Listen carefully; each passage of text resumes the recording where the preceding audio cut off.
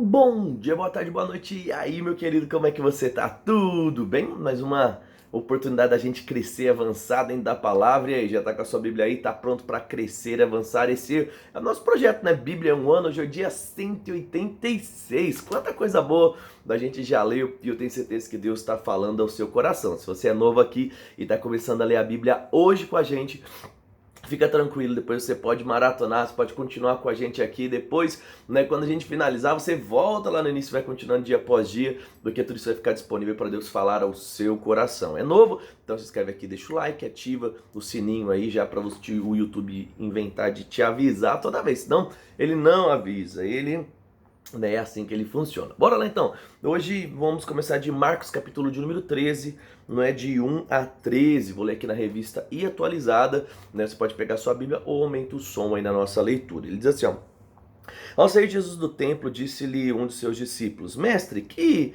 pedras, que construções? Mas Jesus lhe disse: Vê essas grandes construções, não ficará pedra sobre pedra que não seja derrubada.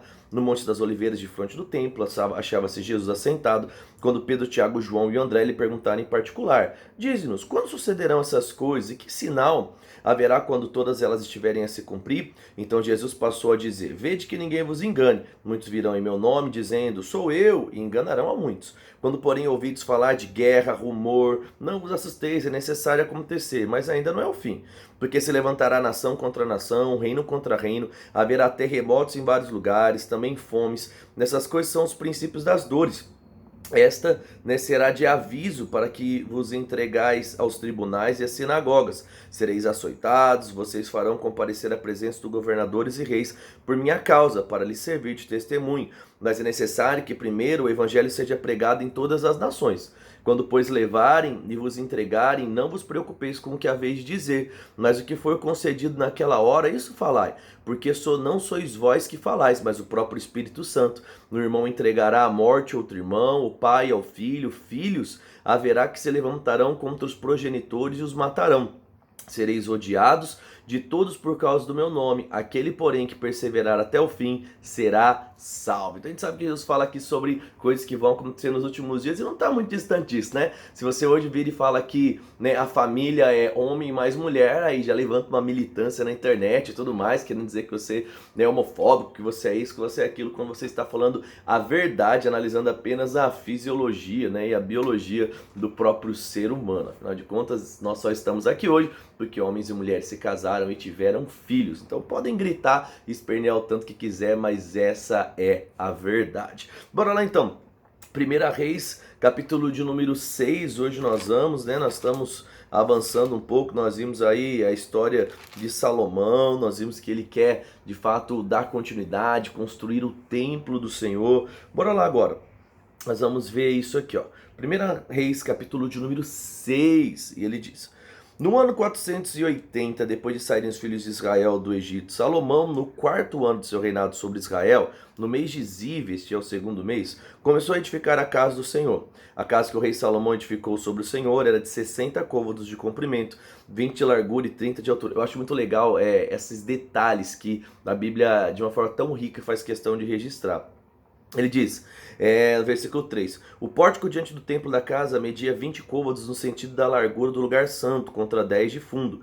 Para a casa fez janelas de fasquias fixas superpostas. Contra a parede da casa, tanto do santuário como do Santo dos Santos, edificou andares ao redor das câmeras, fez câmeras laterais ao redor.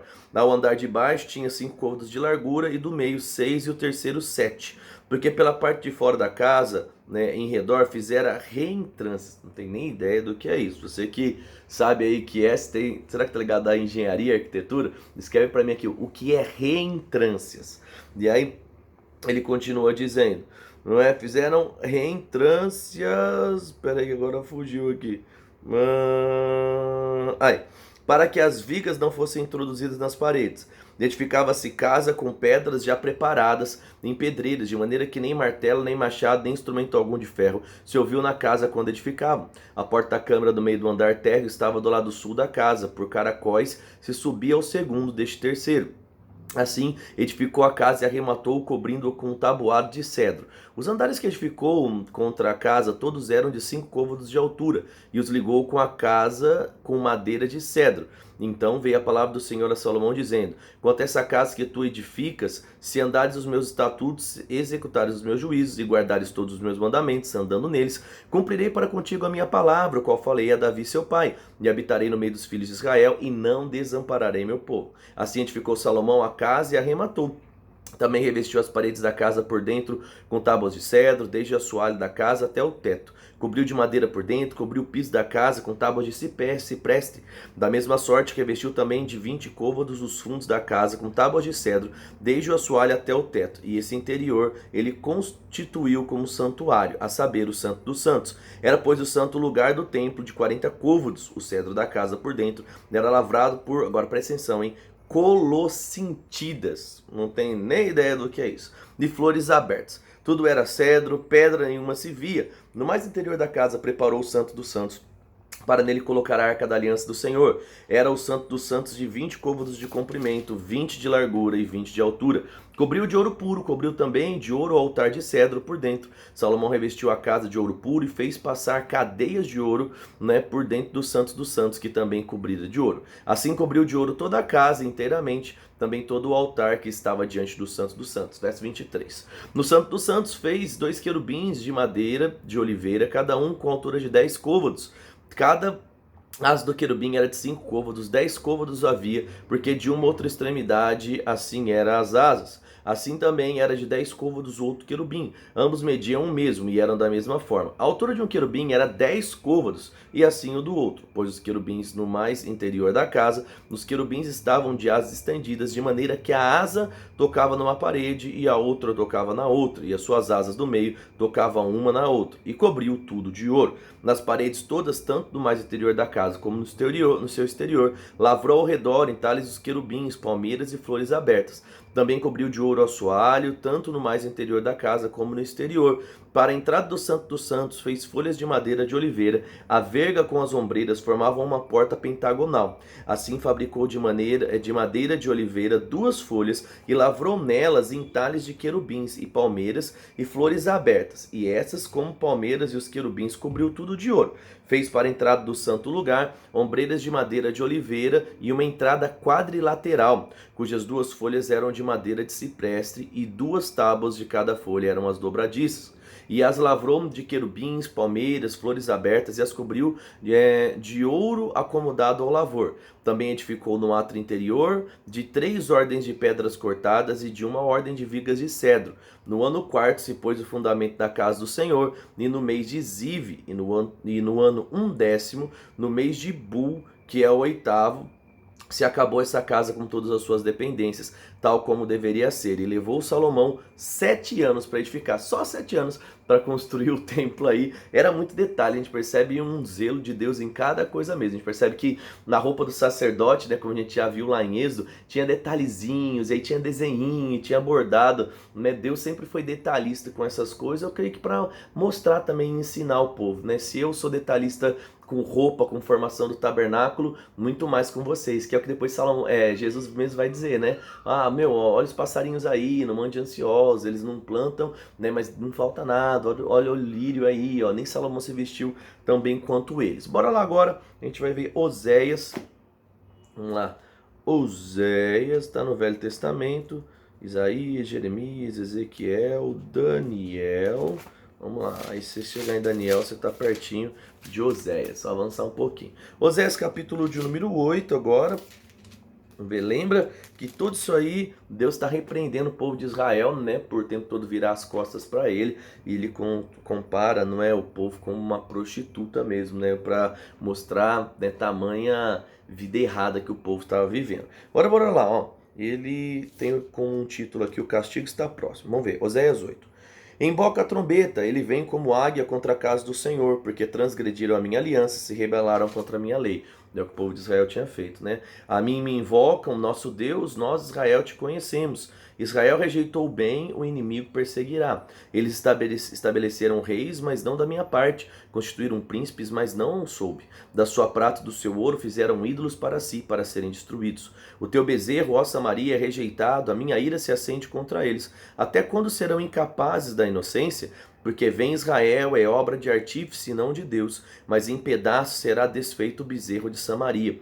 Porque semeiam ventos e cegarão tormentas, né? Colherão tormentas. Não haverá seara, a erva não dará farinha, e se a der, comê-la-ão com os estrangeiros. Israel foi devorado, agora está entre as nações, como de que ninguém se agrada. Porque subiram a Síria, o jumento montês anda solitário, mas Efraim mercou amores. Todavia, ainda que eles merquem socorros entre as nações, eu os congregarei. Já começaram a ser diminuídos por causa da opressão dos reis e dos príncipes. Porquanto Efraim multiplicou altares para pecar. Estes foram para pecar, embora eu lhes escreva a minha lei em 10.000 preceitos. Estes seriam tidos como coisa errada. Amam o sacrifício, por isso sacrificam, pois gostam de carne e a comem. Mas o Senhor não os aceita. Agora se lembrará da sua iniquidade e lhes castigará o pecado. Eles voltarão para o Egito, porque Israel se esqueceu do seu Criador e edificou palácios, e Judá multiplicou cidades fortes. Mas eu enviarei fogo contra essas cidades, fogo que consumirá os seus palácios. Então Deus está mostrando para Israel, né, que toda atitude errada sempre tem uma consequência. Isso enche o meu coração de temor nesses dias, gente, porque as pessoas elas estão vivendo de uma forma tão bagunçada, né? As pessoas vivem de qualquer jeito, né? Trazem a prostituição para dentro da igreja, né? Tocando aí as músicas de Michael Jackson no louvor, né? E tantas coisas aí como se fosse um deboche mesmo, sabe? Eu, querido, olho e falo, ainda bem que tem graça, misericórdia a favor de Deus, senão a galera tá tudo morrendo fulminada aí igual a Daniela Zafira, né? Que de fato esse temor, gente, essa reverência nunca, né, sai do nosso coração ao ponto de mantermos sempre essa vida de santidade e essa vida correta. Vamos orar? Pai, eu quero te agradecer pela sua fidelidade, obrigado porque até aqui o Senhor tem cuidado de cada um de nós. Eu oro para que esse temor mesmo, essa reverência faça parte da nossa vida, que nós não venhamos viver de forma leviana como muitos têm feito. Pai, nós queremos alegrar o teu coração com a nossa vida, com tudo aquilo que nós estamos fazendo, queremos viver os teus planos nessa terra. Coloco mais uma vez diante do Senhor cada vida, Pai, aqui que está acompanhando com a gente essa leitura, que essa palavra possa fortalecer cada um de nós, para que ao fazer o que é certo, nós possamos ser aprovados e desfrutar da bênção do Senhor. No nome de Jesus, amém. Amém? Querido, compartilhe esse vídeo com uma pessoa que você ama. Escreve aqui o que Deus falou no seu coração no dia de hoje. Coloca aqui uma frase, fala assim: eu respeito a Deus. É uma coisa que a gente precisa sempre manter no nosso coração. Um grande abraço, seja abençoado na prática da palavra, medita naquilo que você ouviu hoje